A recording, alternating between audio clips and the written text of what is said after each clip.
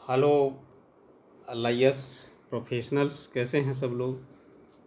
दोस्तों की डिमांड थी कि सर इंग्लिश में भी वीडियो होने चाहिए, तो मैं इंग्लिश का वीडियोस में साथ साथ हिंदी के दे रहा हूँ। बाइलिंगुअल है और इंग्लिश का प्रोनाउंसिएशन मैं नहीं करूँगा, ठीक है ना। मैं केवल हिंदी का प्रोनाउंसिएशन करूँगा। क्वेश्चन और आंसर इसका आपको इंग्लिश में मिल जाएंगे, ठीक है फ्रेंड्स। जो लोग इंग्लिश मीडियम की भी तैयारी कर रहे हैं उनके लिए भी कोई प्रॉब्लम या कोई इशू नहीं है।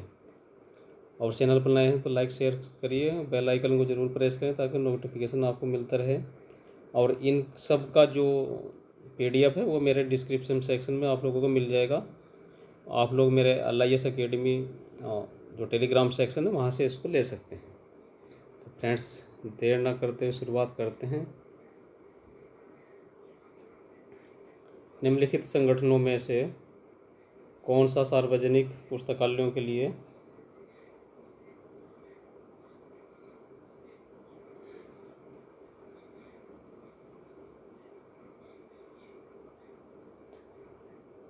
सार्वजनिक पुस्तकालयों के विकास से जुड़ा है, ठीक फ्रेंड्स। तो इसमें सार्वजनिक पुस्तकालयों के विकास से जो कौन कौन सी संस्थाएं जुड़ी हैं वो हमको देना है। तो यूनेस्को, RRLF, इन्फ्लिबनेट और DRTC। तो दोस्तों ये कोड शब्द दिए गए हैं कि इनमें से कौन कौन सा सही है। तो यूनेस्को, RRLF ये सब जुड़े हुए हैं ना, ये आप लोग जानते ही हैं। और तो कौन कौन सा क्वेश्चन सही है इसका जो ऑप्शन है वो A और B करेक्ट हैं, ठीक है। चलते हैं नीचे, थोड़ा सा देखते हैं इसको। ये क्वेश्चन हमारा UGC नेट जून 2015 के पेपर 3 में पूछा गया है।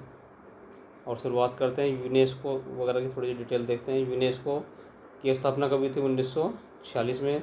और Raja Rammohan Roy library foundation, RRLF का पूरा नाम है। इसकी स्थापना 1972 में हुई थी। बहुत इंपॉर्टेंट क्वेश्चन है, नेट में ये मैचिंग में भी पूछा जाता है। इन्फ्लिबनेट क्या है? यह एक UGC के द्वारा संचालित इंफॉर्मेशन लाइब्रेरी नेटवर्क है जो विश्वविद्यालय स्तर का कार्य कर रहा है। और ये कब से संचालित हो रहा है? तो ये 1991 से संचालित हो रहा है। DRTC फ्रेंड्स, आप जानते ही हैं DRTC का संबंध किससे? डॉक्टर रंगनाथन से जुड़ा हुआ है। डॉक्टर रंगनाथन ने DRTC की स्थापना बेंगलोर में स्थापित की थी और 1962 इसका स्थापना वर्ष है। DRTC का पूरा नाम है documentation research and training centre. यह लाइब्रेरी साइंस में अनुसंधान और प्रशिक्षण पर आधारित एक केंद्र है जो लाइब्रेरी साइंस का कोर्स चलाता है। इसके अंतर्गत एमली बेसिड एसोसिएटशिप होती है और रिसर्च का कार्य होता है। इसमें कुछ स्कॉलरशिप भी मिलता है, ISI के थ्रू एडमिशन होता है, ठीक है फ्रेंड्स। नेक्स्ट क्वेश्चन करते हैं। किस डेटाबेस का प्रकाशन किया जाता है? डेटाबेस इंडियन पेटेंट का प्रकाशन किसके द्वारा किया जाता है? तो इसका आंसर जो है हमारा है निस्केयर के द्वारा इसका प्रकाशन किया जाता है। निस्केयर की फुल फॉर्म क्या है? National institute of science and communication and information resource है। और ये क्वेश्चन कब पूछा गया था? ये दोस्तों क्वेश्चन पूछा गया था दिसंबर 2018 में KVS के एग्ज़ाम में क्वेश्चन पूछा गया था। नेक्स्ट क्वेश्चन है, अब वर्तमान में निस्केयर नहीं रह गया है बल्कि उसका नाम बदल करके निस्कॉम हो गया है। यह कब हुआ है? यह सितंबर 2002 को निस्कॉम का नाम और इंस्डोक दोनों को मिला करके निस्केयर को और इंस्डोक को मिला गया है।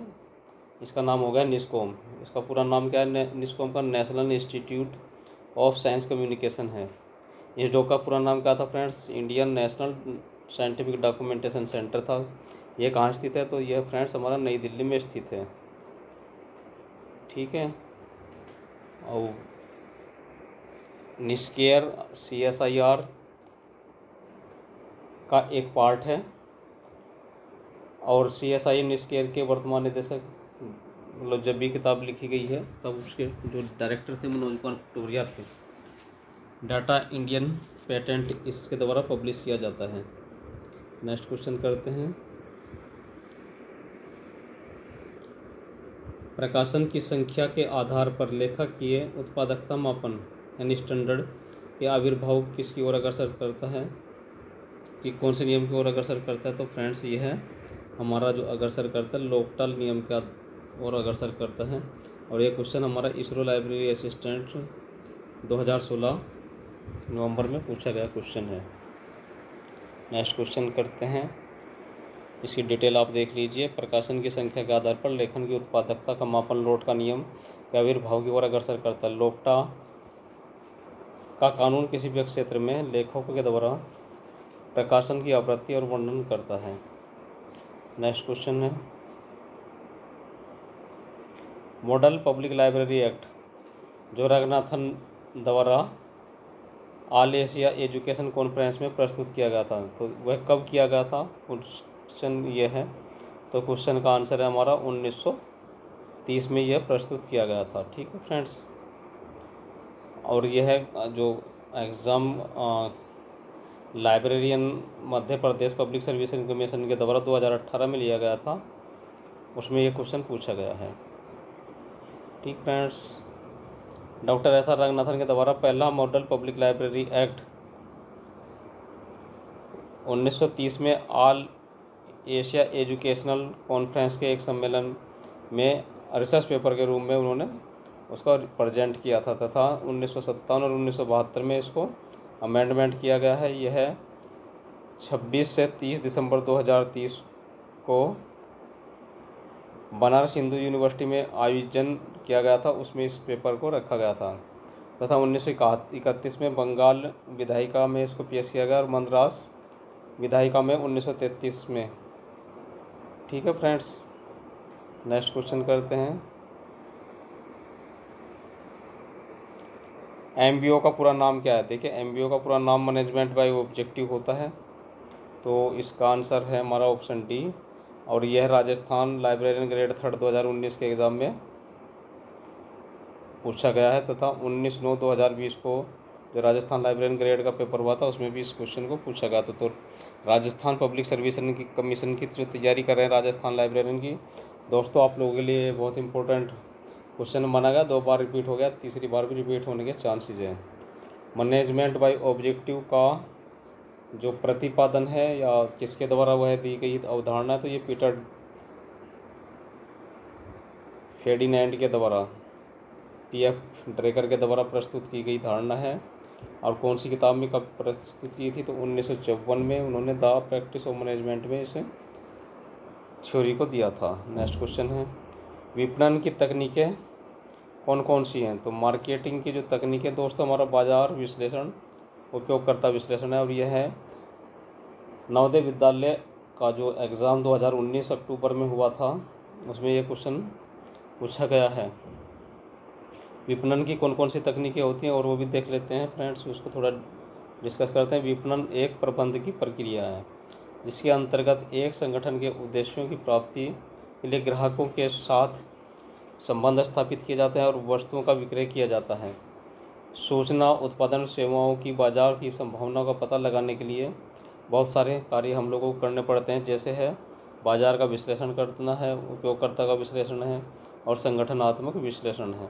तो ये सब कार्य साथ साथ हमको प्रतिस्पर्धा जो कंपटीशन होता है उसके बीच में, तो उसका भी हमको एनालिसिस करना पड़ता है। तो इस तरह से 4 कार्य माने गए हैं। नेक्स्ट क्वेश्चन है, गुणवत्ता नियंत्रण के लिए 7 मूलभूत सांख्यिकी उपकरणों का समर्थन किसने किया था? तो इन 7 जो मूलभूत वो थे सांख्यिकी उपकरण, स्टैटिस्टिकल जो टूल हैं उनका समर्थन करने वाले वैज्ञानिक हैं हमारे कारो इशिकावा। और यह 2000 दिसंबर के एग्ज़ाम में, नेट के एग्ज़ाम में 3rd पेपर में पूछा गया क्वेश्चन है। कारो इशिकावा ने गुणवत्ता पर नियंत्रण के लिए 7 मूलभूत सांख्यिकी उपकरणों का समर्थन किया है। अब फ्रेंड्स, इनमें से किसी एक का भी नाम दे करके वो पूछ सकता है एग्ज़ाम में कि ये किसकी थ्योरी है। तो वो 7 मूलभूत सांख्यिकी उपकरण कौन कौन से थे? पहला था चेक शीट, दूसरा था ग्राफ या ट्रेंड एनालिसिस, तीसरा था हिस्टोग्राम्स, चौथा था पेट्रो चार्ट कई बार पूछा गया, हिस्टोग्राम भी एग्जाम में ध्यान रखिए दोस्तों। Cause and effect diagram, scatter diagram और कंट्रोल चार्ट, ये 7 चार्ट जो है इस कावा के द्वारा दिया गया है। नेक्स्ट क्वेश्चन है, पुस्तकालयों के बीच संसाधन के बंटवारे के कारकों को कौन प्रेरित करता है, तो इसको प्रेरित करने वाले कौन है हमारे, प्राइस में जो वृद्धि होती है वो है, और इन्फॉर्मेशन एक्सप्लोशन, सूचना विस्फोट और दाम में वृद्धि, ये दोनों इसको प्रभावित करते हैं। और ये चौधरी चरण सिंह यूनिवर्सिटी हरियाणा जो एग्रीकल्चर यूनिवर्सिटी है उसके 2019 के एग्ज़ाम में ये क्वेश्चन पूछा गया है। तो फ्रेंड्स देखिए कहाँ कहाँ से क्वेश्चन पूछे जा रहे हैं और कितना अच्छी तरीके से कलेक्शन है, कमेंट्स ज़रूर करके बताइएगा।